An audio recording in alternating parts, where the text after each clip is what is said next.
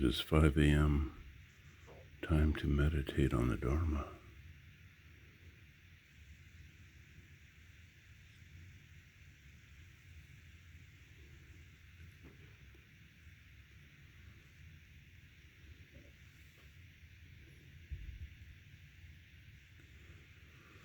With all Buddhas, space and time.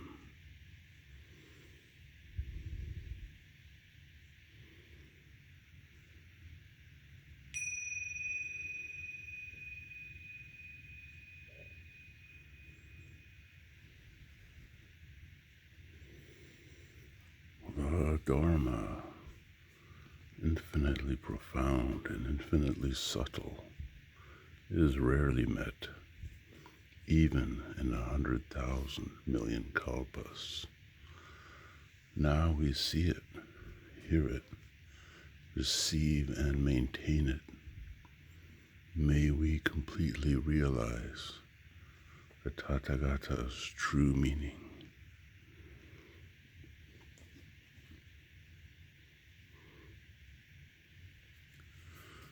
I have 3 versions of Dogen Shobogenzo.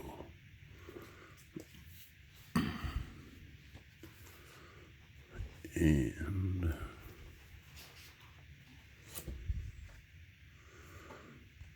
in the pedantic scholarly tradition, I will compare and contrast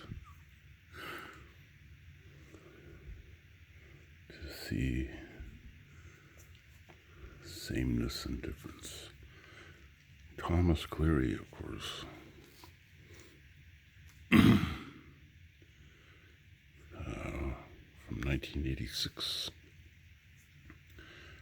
I happened to hear him at a book talk in Berkeley Public Library, I think, 1993. He's a very reclusive, or if you look online, you won't find much information about him. And I had thought when I saw the notice that he would be an old scholar, gray beard, but he was quite a young man at the time, quite surprising. And I asked him one question, I remember, at the end, which annoyed him due to my poor phrasing. And anyway, he gave me a reply, which I still remember, but I won't go into here. That would...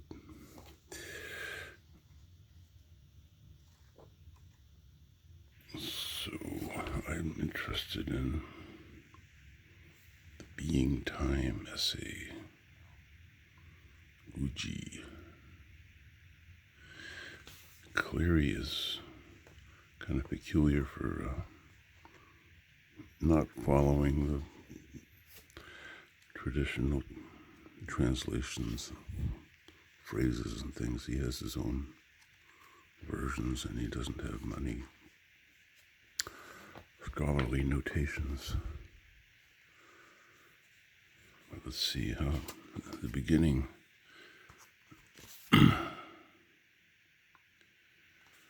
So the beginning opens with a quote, but this second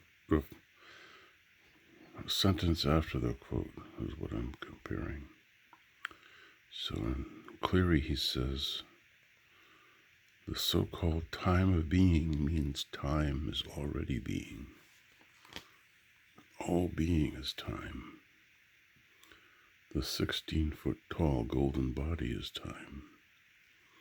Because it is time, it has the adornments and radiance of time.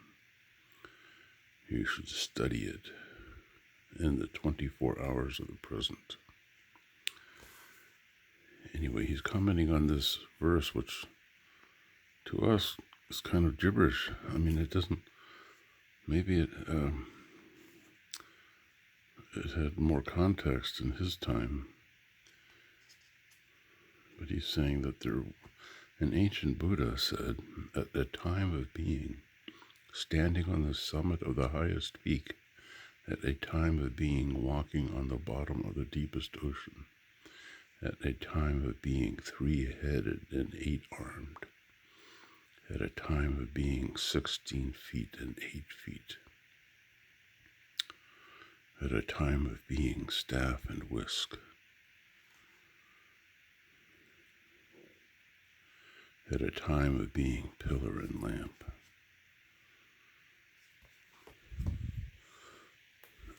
So, phenomena and time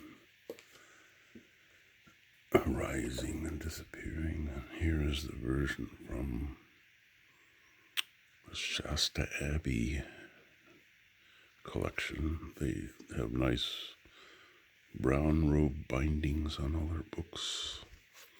You can tell this one I have not read much. This one I've carried around a lot. Perhaps read half.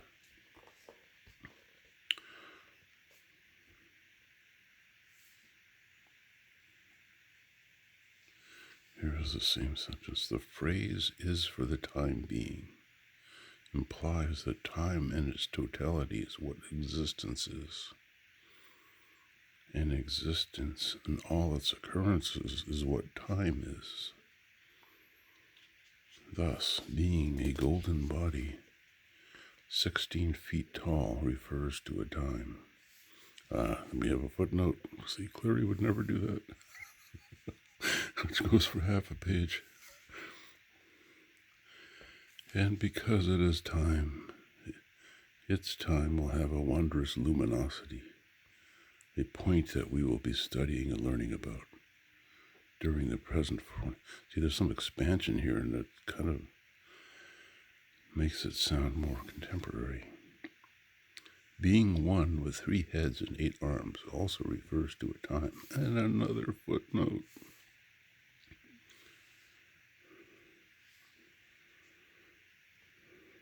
See, there's some context of mythology, maybe of the guardian beings. And it goes into the details of Ragaraja.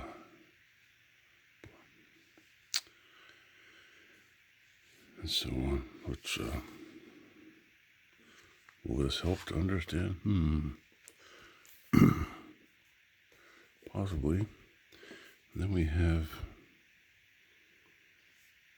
the one I've listened to the most, because it's on audiobook from Gary Snyder. Kazuaki Tanahashi. And here's a nice picture of Dogen. Dogen viewing the moon and the dewdrop. It refers to the vastness of the moon and the apparent smallness of the dewdrop, which reflects the entire sky, which is us reflecting the universe. It's a physical claim Dogen makes, very therapeutic for this scientific age, which says we are nothing but random dust motes whirling around in some conflagration of meaningless suffering. In actuality, we are, even though we appear to be tiny dewdrops, the vastness of the universe is reflected in us. We quiet the mind and let it expand to see that. So this version says, for the time being here means time itself is being, and all being is time. A golden 16-foot body is time because it is time. There is the radiant illumination of time. Study it as the 12 hours of the present. 3 heads and 8 arms is time. Because it is time, it is not separate from the 12 hours of the present. So, if you had to buy one book, I think I would recommend this. It's probably most available. Although Cleary is definitely an interesting perspective. I mean, as a dedicated student and scholar, he's an amazing person. I wish at some point he would do a autobiography. And this probably is good for more context, and I think there's a little more, a longer preface to each essay in this version.